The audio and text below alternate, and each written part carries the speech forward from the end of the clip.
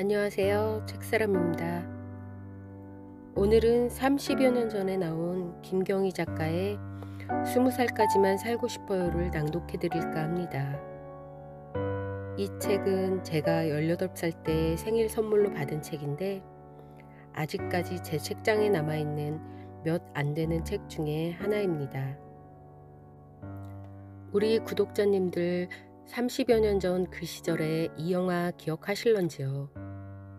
문성근 배우, 고 최진영 배우, 그리고 시한부 소녀로 나왔던 윤영경 배우가 나왔었어요. 백혈병으로 인해 삶과 죽음의 갈림길에서 생명에 대한 의지를 잃어버리지 않으려 애쓰는 소녀와 그 이웃들의 이야기를 가슴 뭉클하게 그려냈습니다. 장편 소설이라 몇 번 나누어서 올라갈 듯합니다. 그럼 구독자 여러분, 추억 속으로 같이 떠나볼게요. 20살까지만 살고 싶어요. 김경희. 현주는 담배를 피우느라 열었던 차에 창문을 닫았다.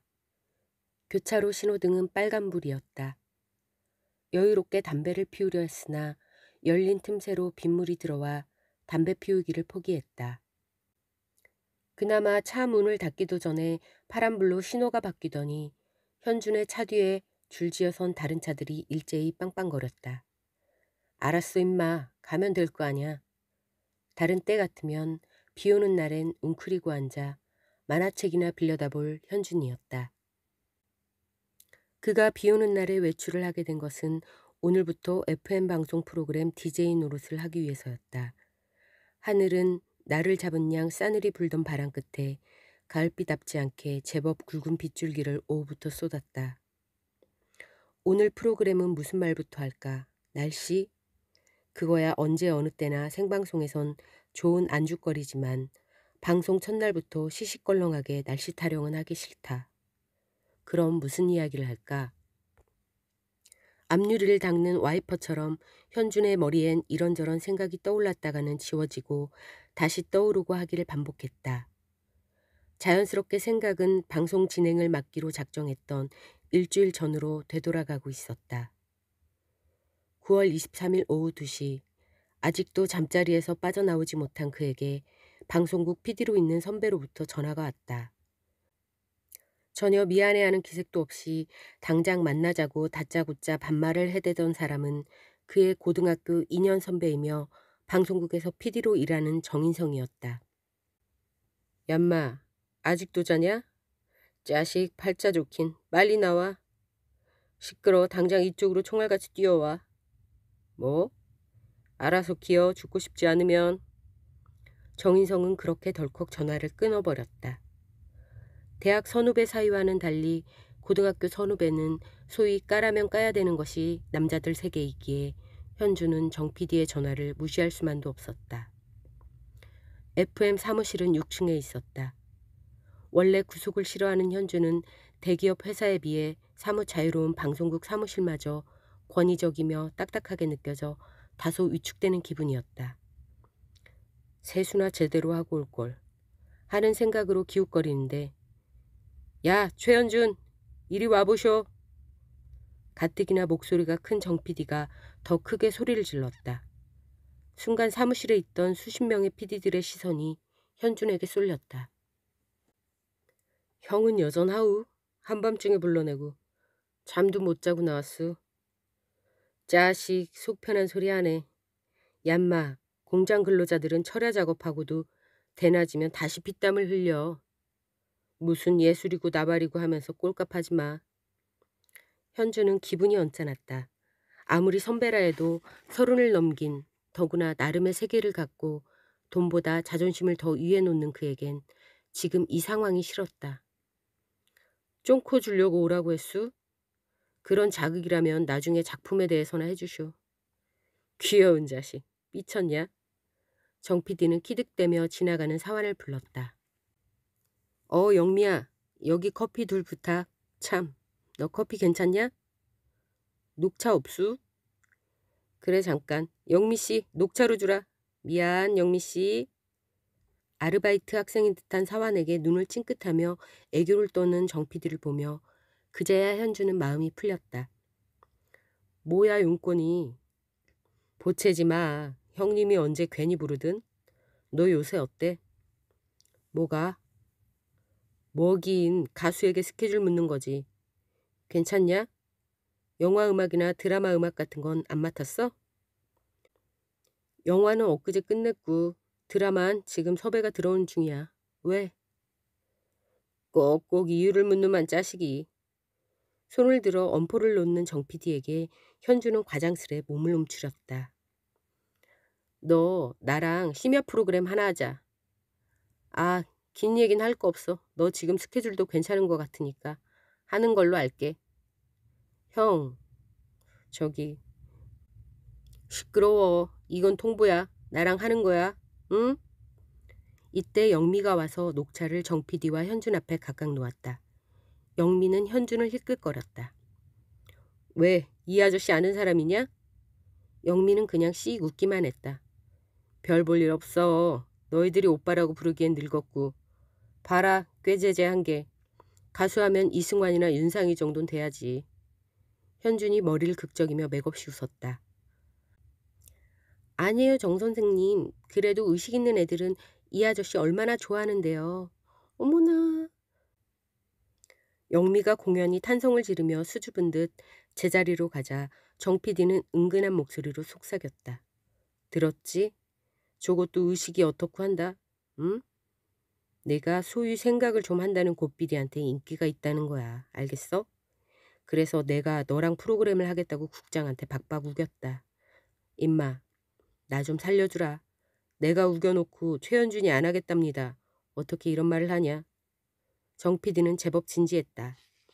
현준도 괜한 비행기를 타고 공중에 붕 떠버린 느낌이지만 싫지는 않았다.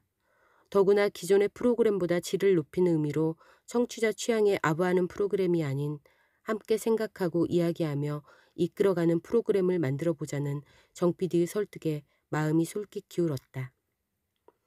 자, 그럼 보섭된 걸로 알고 국장한테 인사하러 가자. 현주는 청바지에 물 빠진 야전 잠바를 내려다보며 얼굴을 쓱쓱 문질렀다. 고민하지 마. 우리 국장도 내가 이렇게 어수선하는 줄 이미 눈치챘어. 널 쓰겠다고 하니까 대뜸 세수도 안 하고 다니는 그 친구? 방송이 좀 뒤숭숭하지 않겠어? 이러더라. 정 PD는 유쾌하게 웃으며 국장실로 현준을 끌고 가 면접을 시켰다. 현준이 프로그램 진행을 맡기를 꺼렸던 부분이 바로 이런 것들이었다. 사람들이 미리 갖고 있는 고정관념들, 특히 권위적인 사람들이 좋아하는 강압적인 분위기가 현준이 방송국을 꺼리는 가장 큰 이유였다. 국장은 이런저런 몇 가지 질문을 해보고는 이런 말로 응낙을 표시했다. 정인성 씨가 강력히 추천한 사람이니까 한번 믿어보지. 그러나 현준 스스로는 내심 아직 응낙을 하고 있지 않았다. 그 이유는 무엇보다도 이 프로그램을 맡게 되면 생활의 리듬이 깨지기 때문이었다. 심야 방송이지만 녹음을 하는 건 아닌 모양이고 어차피 야행성이니 밤에 일하는 게 싫지는 않지만 현준 자신만의 시간을 갖기에는 많은 어려움이 따랐다. 그가 하는 노래를 만드는 일, 가사를 쓰는 일, 혹은 노래를 부르거나 악기를 연주하는 일 등은 어떤 날에는 몇 날 며칠 밤낮 없이 몰두해야 한다. 그러나 일이 끝나고 나면 마음과 머리를 비우기 위해 예를 들면 여행 가기, 보고 싶던 친구 만나기, 혼자 포장마차에서 술 마시기, 낮밤 가리지 않고 잠자기, 더러는 허탈감에 빠져 울기, 좋은 영화를 보고 커피 마시기 등등을 하곤 했는데 매일 생방송을 해야 한다면 그전처럼 자유롭게 생활하는 일은 꿈도 못 꿀 일이 아닌가. 어쩌다 몸이라도 아프면 몸을 걱정하기도 전에 혹시 방송 펑크나는 거 아닌가를 먼저 우려할 만큼 팽팽한 긴장을 요구했다. 아무튼 현주는 이런 이유들로 해서 방송 출연에 대해 꺼릴 수밖에 없었다. 그런 현준에게 정 PD는 매일 전화 또는 직접 방문으로 회유와 윽박지름, 사정없이 찍어 누르기 등 가진 방법을 다 동원해 방송에 끌어내려 했다. 현주는 내심 그런 정 PD가 고마웠다. 이렇게 애를 먹인 DJ라 해서 그 방송이 꼭 성공한다는 보장도 없는데 그처럼 자신에게 정성을 기울이는 인성이 형이 고마웠다. 학교 선배가 아니면 누가 이렇게 이끌어주랴 싶어 정말 열심히 하겠다는 각오를 한 이후 바로 오늘이 그 시험대에 오르는 첫날이었다. 때문에 현주는 아침부터 잠을 설쳤다. 공연히 조간신문을 뒤적였고 아침 TV 뉴스를 훑어보고 창밖으로 한강도 내다보았다. 그는 혼자 사는 남자였다. 그의 오피스텔은 강변을 바로 곁에 두고 있어 일어서기만 하면 한강과 마포대교를 가로지르는 차량들을 볼 수 있었다. 밤 늦게까지 일하고 새벽녘에 잠들어도 일찍 자라고 잔소리하는 사람 없고 하루 종일 밥을 굶어가며 잠을 자도 성가시게 깨우지도 않았다. 그래서 만판 제 세상처럼 생활을 꾸려가던 현준이 아침에 조간신문을 들춰기게 된 건 순전히 그 방송이라는 것 때문이었다. 커피를 한 잔 끓여 손에 들고 아침에 진행되는 FM을 틀어봤다. 젊은 여자 DJ의 통통 튕기는 목소리가 재치 있게 들렸다. 나는 무슨 얘기로 사람들의 귀를 끌어모으나. 이런 고민 때문에 화장실에 가도 볼일을 못 보았다. 오늘은 아침에 잠을 설친 것부터 화장실에서 성과를 거두지 못한 것까지 공연히 불안해져서 좁은 방 안을 서성거렸다. 이런저런 생각을 하며 운전을 하다 보니 어느새 방송국에 당도했다. 전쟁을 치르다시피 겨우 주차를 시킨 그는 우산이 없어서 손바닥으로 머리를 가리고 부지런히 뛰다가 시계를 보았다. 일찍 떠난 덕분에 아직 넉넉했다. 현주는 정 PD를 만나 6층 사무실로 내려갔다. 이미 퇴근을 한 사람들이 많아 사무실은 썰렁했다. 현주는 정 PD에게 원고와 엽서를 받아들고 저녁은 안 먹고 먼저 스튜디오에 가 있겠다고 우겼다. 실제 현준의 저녁 시간은 지금이 아니다. 밤 12시쯤 야참 먹는 게 습관처럼 되어 있어서 지금은 입이 깔깔할 정도다. 더구나 잠도 설쳤으므로. 정 PD는 이윽고 저녁에 녹음이 있는 다른 후배 PD와 지하로 내려갔다. 현주는 혼자 스튜디오로 향했다. 방음 장치가 되어 육중한 스튜디오 문을 밀고 들어가 벽을 더듬어 스위치를 올렸다. 육각형의 커다란 테이블엔 마이크가 설치되어 있었다. 창가에 마련된 턴테이블 쪽으로 가니 건너편 아파트와 아파트 사이를 비집고 한강이 두어 뼘쯤 보였다. 전망이 좋은 방이구나 하는 생각에 마음이 푸근해졌다. 아까 다 마셔버린 커피 생각이 다시 났다. 현주는 의자를 창가로 끌고 가 원고를 훑어보았다. 작가가 여성, 그것도 미혼 여성 같았다. 아기자기한 느낌과 함께 너무 상냥해 낯간지럽게 느껴지는 부분도 없지 않았다. 아마 첫 방송이라 청취자에게 친근감이 들도록 쓴 모양이라 생각했다. 엽서는 제법 많이 와 있었다. 물론 전에 진행하던 DJ 앞으로 왔으리라. 전에 진행하던 DJ는 새까만 후배 여가수였다. 키가 훌쩍 크고 보이시한 분이기 때문에 여고생들이 언니 언니 하며 악을 써댔는데 과연 엽서가 꽤 되었다. 현주는 바로 자기 언니인 양 써보낸 엽서 내용에 다소 질투심이 생겼다. 친한 사람끼리 동아리를 틀고 있는데 뒤늦게 비집고 들어와 따돌림을 받는 느낌이랄까. 그의 이름 앞으로 엽서가 오기까지 적어도 3, 4일은 지나야 할 것이라 생각하며 현주는 오늘은 원고고 엽서고 일단 덮어두고 혼자 꾸려가기로 작정을 했다. 평소 생각을 짧게 메모해 둔 것들을 가져오길 참으로 잘했다는 생각이 들었다. 오늘 나갈 곡이 선정된 파일을 들여다보았다. 과연 정 PD답게 오늘 분위기와 착착 맞아떨어지게 곡을 선정해 놓았다. 현주는 머리를 비우기 위해 멍청이 창밖을 내다보았다. 아파트 건물은 여전히 비를 맞고 서 있었다. 아직 주인이 돌아오지 않았는지 불이 켜지지 않은 방도 몇 군데 보였다. 현주는 불이 켜있지 않을 자신의 방을 생각했다. 그리고 조금 전까지 불이 꺼져 있던 스튜디오도 생각났다. 이곳도 불이 켜지기 전까진 쓸쓸해 보였으리라. 하지만 이제 누가 보더라도 이 창문은 더 이상 쓸쓸해 보이지 않아도 될 것이다. 불을 켜고 들어온 현준이 있으므로. 언뜻 눈으로 보기엔 두 뼘쯤 돼 보이지만 실제 아파트 동과 동 사이의 거리는 10m 이상이 된다. 한강으로 유람선이 유유히 지나가고 있었고 현주는 휘황찬란한 불을 켜고 떠가는 유람선을 바라보았다. 문득 가슴이 뿌듯해지며 잘해야지 라는 다짐이 새삼스레 들었다. 뭐하냐? 정 PD가 어느새 바로 등 뒤에 와 서 있었다. 비로소 현실로 돌아온 듯 했다. 형, 언제 들어왔수? 실연한 놈처럼. 실연? 아니야. 사랑에 막 빠지고 있어. 좋다. 사랑 좋지. 근데 괜찮냐 저녁? 끝나고 나서 먹는 게 내 생활론 정상이야. 그래봤자 11시 아니유? 그래. 비도 오고 한잔하자. 끝나고. 형 꽤나 비비 그러는 거 보니 보기보단 센티멘틀맨이야. 자식, 어때 보이는데? 정 분위기라고 모르냐? 비 오면 난 아무 생각 없다.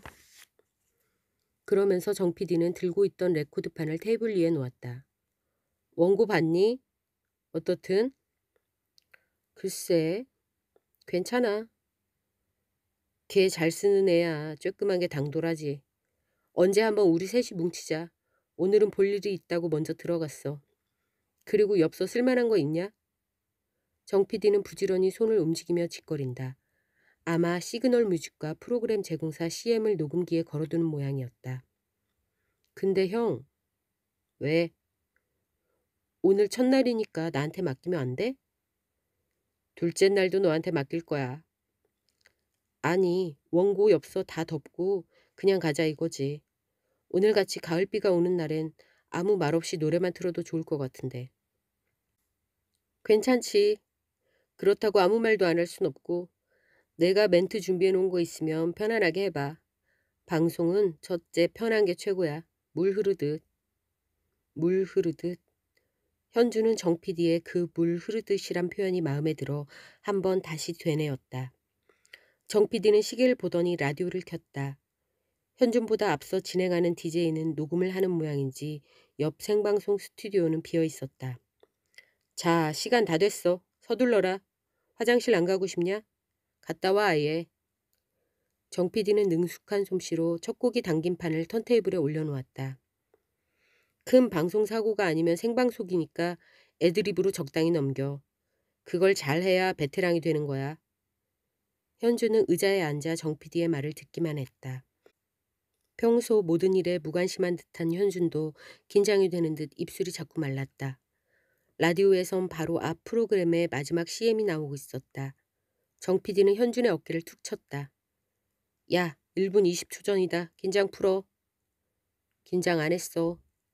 내가 손을 들고 큐사인 준 다음에 마이크를 열 테니까 오프닝을 시작해. 정 PD는 현준의 건너편에 앉아 기계를 조작하고 있었다. 능숙한 DJ는 엔지니어나 PD 없이도 혼자 복잡한 기계를 올리고 내리며 진행하기도 하지만 DJ 경험이 전무한 현주는 아직 엄두가 안 났다. 현주는 다시 한번 입술에 침을 발랐다. 거짓말을 할 것도 아니면서.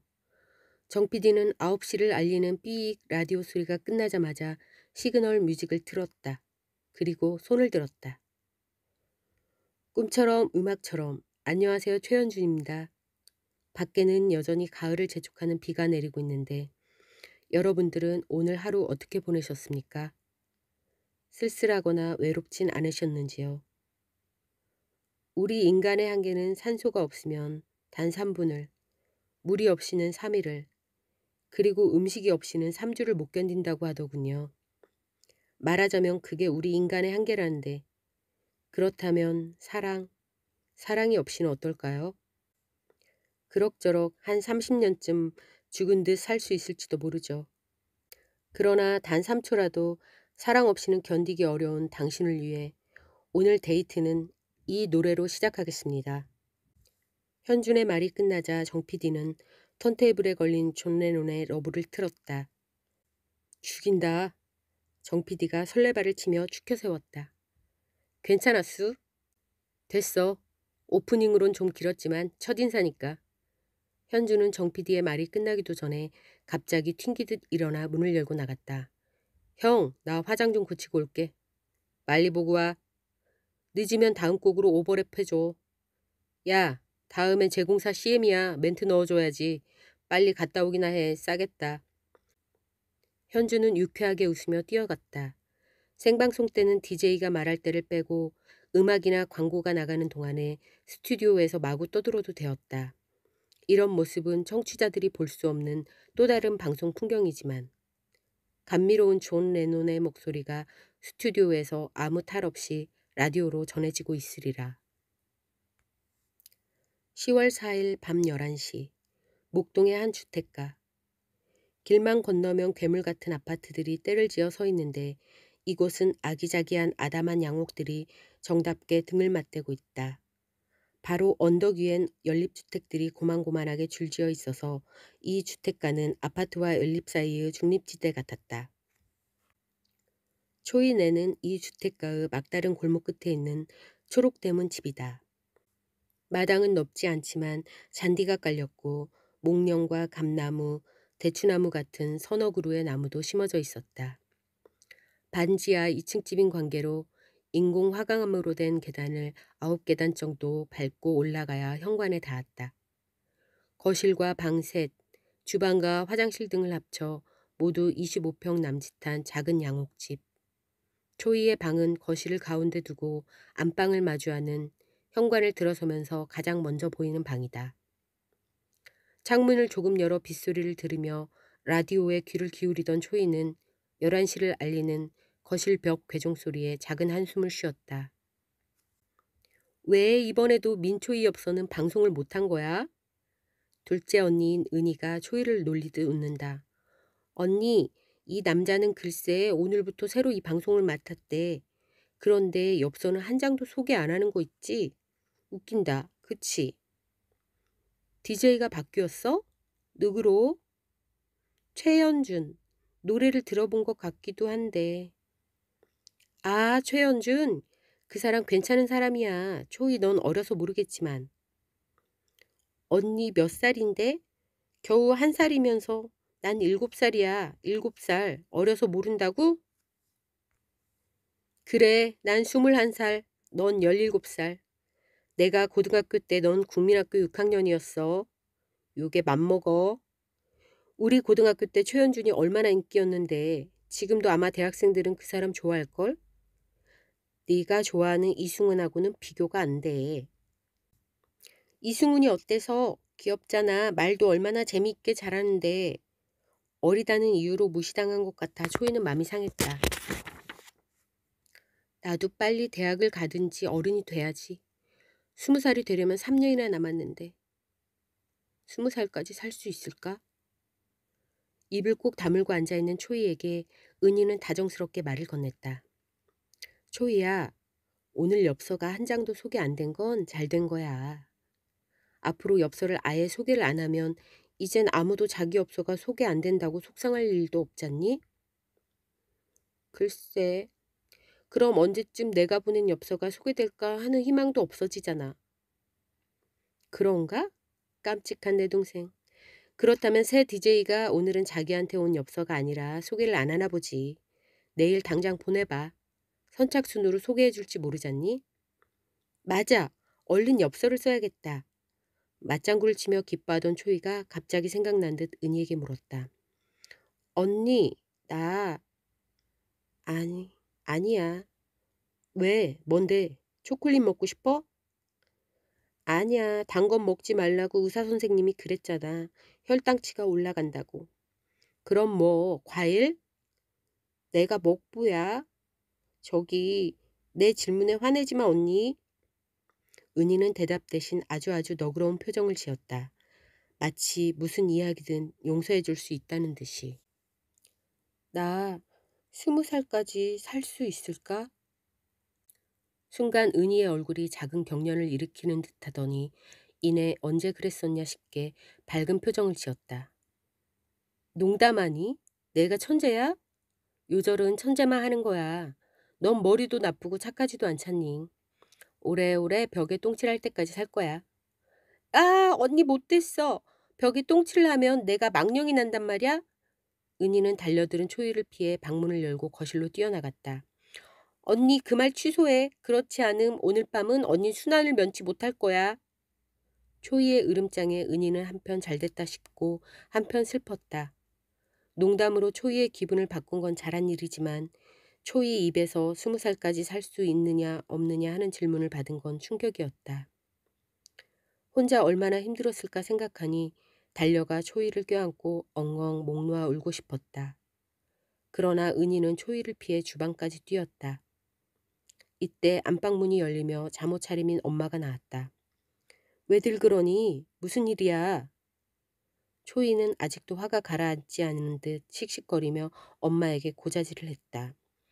"엄마, 은희 언니가 날 보고 벽에 똥칠을 한대." 엄마 눈이 동그래졌다.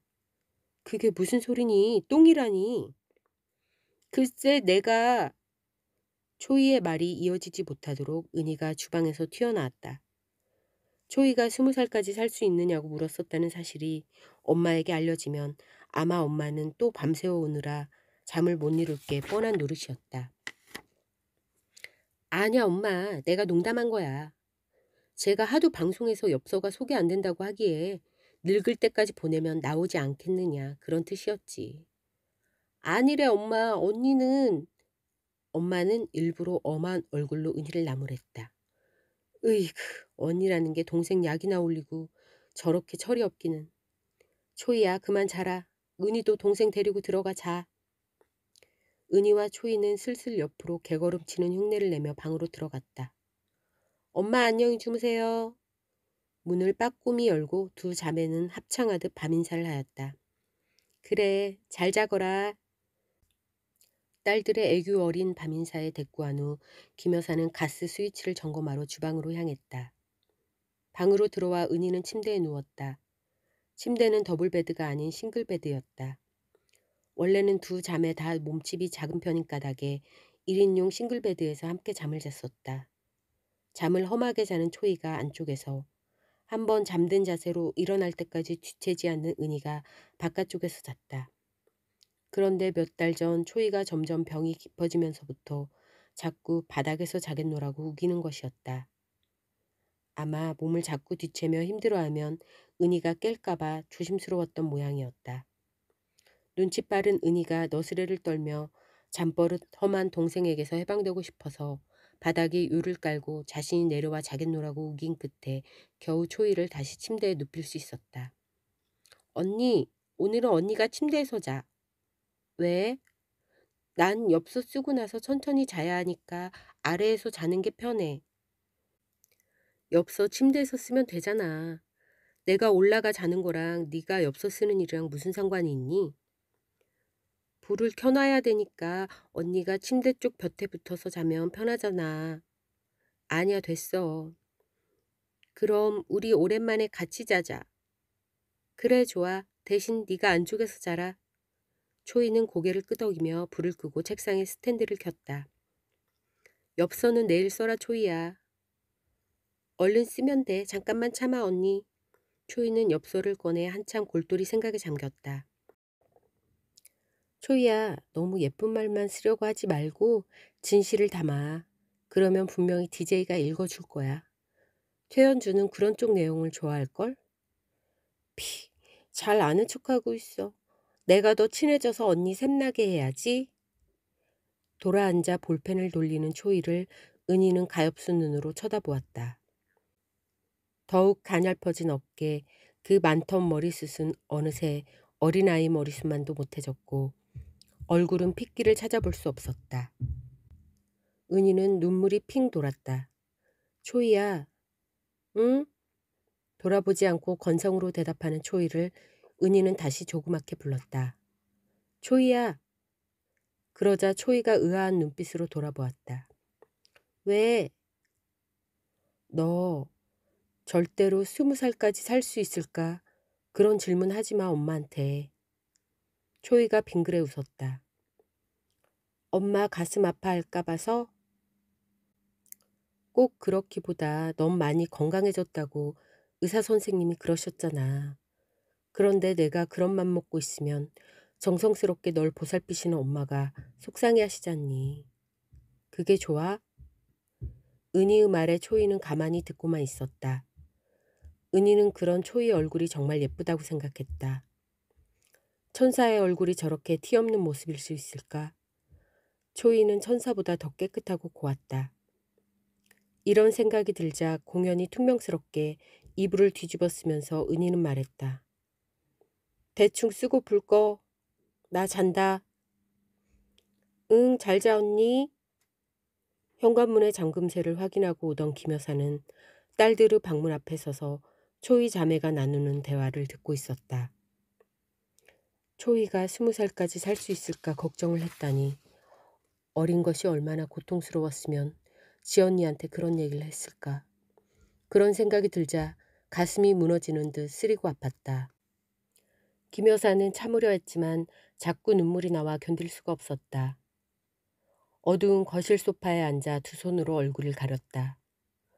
어쩌다 우리 집에 이처럼 검은 그림자가 드리우게 되었는지. 밝고 맑게 딸 삼형제 키우겠노라며 늘 장담했던 그녀였다. 그래서 김 여사는 초이가 병 때문에 지쳐 우울해할 때마다 차라리 내가 아팠으면 하고 바란 적이 한두 번이 아니었다. 이럴 줄 알았으면 초이를 낳지 말걸 하는 후회도 했었다. 초이네는 딸만 삼형제를 두었다. 마지 정희는 대학을 졸업하자마자 대학 때부터 사귀던 남자와 결혼해 부부가 함께 미국으로 유학을 떠났고 둘째 은희는 대학 3학년으로 맹렬 여성 기질이 다분한 정입하였다. 실제 김 여사 부부는 두 딸만 낳고 가족 계획을 할 요량이었다. 그땐 셋 정도를 낳는 게 흉이 아닌 때고 은근히 아들 욕심이 없는 것도 아니었다. 게다가 태몽으로 실한 알밤을 치마에 가득 주워 담는 꿈을 꾼 김 여사가 우겨서 낳게 된 게 바로 초이였다. 예로부터 알밤은 아들이라고 했으니 늦기 전에 아들 하나 낳아서 키워볼까 하는 욕심 때문이었다. 까짓 딸이면 어떠냐. 딸도 잘 되면 아들 열도 부럽지 않다는데 미리 변명거리도 생각해 두었었다. 딸이었지만 초이는 복덩이였다. 초이를 낳고부터는 일이 잘 풀렸다. 뻔한 공무원 월급으로 반듯한 집도 마련하게 되었다. 지금 사는 집은 두 번째로 이사한 곳이다. 그때가 초이 국민학교 1학년이었다. 공부도 잘했고 위로 두 언니를 따라 노래며 운동이며 못하는 게 없었다.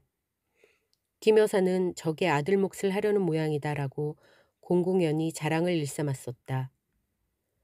중학생이 되면서 제법 성숙한 소녀티를 내던 초이는 가끔씩 시를 지어 상을 타오기도 했으며 그림도 곧잘 그렸다. 중3 땐 별거 아니라는 고교 입시건만 좋은 성적을 내고 싶다고 공부도 열심히 했다. 두 딸 대학 보낼 때도 과외 한 번 안 시키고 보냈는데 욕심 많은 초이는 영수학원 강의까지 들으며 극성을 떨었다. 부쩍부쩍 자라는 딸들 뒷바라지 하느라 돈을 모아놓지 못했어도 늘 집안에 웃음이 떠나지 않았다. 심지어 집에서 기르는 화초도 남의 집 것보다 실하고 유들유들 이파리마다 기름기가 돌았다. 모르는 이들은 비료를 주느냐 어쩌느냐 물었지만 그런 일은 없었다. 보기 힘들다는 행운목꽃까지 초인의 집에서는 볼 수 있었다. 수수밥같이 탐스럽게 행운목에 꽃이 피었었다. 김 여사는 가끔 속 좋은 소리도 해댔다. 딸들 시집 보내놓고 우린 퇴직금으로 해외여행이나 다닙시다. 그런데 불쑥 찾아든 불청객으로 초인의 집이 온통 들쑤셔진 것이다. 가뜩이나 큰딸을 결혼시켜 미국으로 떠나보내고 심란하던 차였는데 지난 2월부터 초이가 자꾸 기운이 없다는 소리를 했다. 변비도 심했으며 이유 없이 야위어갔다. 처음엔 사춘기에 다이어트 하느라고 그런가 싶어 밥상머리에서 늘상 잔소리를 해댔다. 많이 먹어라, 많이 먹어.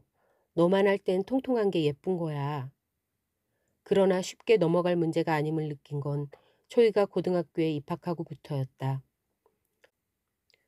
점점 말라깽이가 되면서 얼굴에 핏기를 잃어 보약을 다려먹이던 중이었는데 막 앞마당의 목련이 봉오리를 터뜨릴 무렵인 3월 하순 어느 날 한밤중에 갑자기 머리가 아프다며 나뒹굴던 초이를 들쳐업고 근처 병원으로 온 식구가 뛰었다. 그리고 다음 날 초이는 병원에서 걸어 나왔다. 의사는 생리통이 심한 상태에서 체육 시간에 무리를 했기 때문이라고 몸조심을 당부했지만 마음 한구석에서는 불안감을 떨칠 수가 없었다. 그 후 두세 번 더 한밤중에 난리를 겪고 나서 초이는 앰뷸런스에 실려 대학병원으로 가게 되었다. 정밀 검사를 받은 후 의사는 척추 내에 물을 빼내야겠다고 했다. 그때까지도 김 여사는 애들 키울 땐 한 번쯤 이렇게 애를 먹는구나 정도로만 생각했었다. 검사 결과가 나왔다고 해서 초이 부모는 나란히 손잡고 담당 의사실로 들어갔다.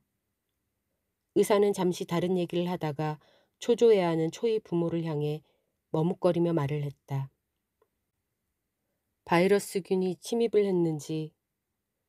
그럼 위험한가요? 다그치는 김 여사를 아버지가 가볍게 옆구리를 찌르며 제지했다. 글쎄요. 현재로선 백혈병 같습니다만. 그 뒤로 무슨 말을 들었는지 무슨 말을 했는지 지금은 기억이 없다. 김 여사는 그때의 생각이 나자 두 손으로 얼굴을 가리고 온몸을 부들부들 떨었다. 김 여사의 생각이 여기까지 이어졌을 때 안방에서 남편의 가라앉은 목소리가 들렸다. 당신 뭐해? 안 들어오고. 김 여사는 눈 주위를 수습하고 헛기침을 하면서 대답했다. 네, 들어가요. 양치질 하느라고요. 김 여사는 서둘러 욕실 문을 열고 들어갔다. 그때서야 초이 방에 불이 꺼졌다.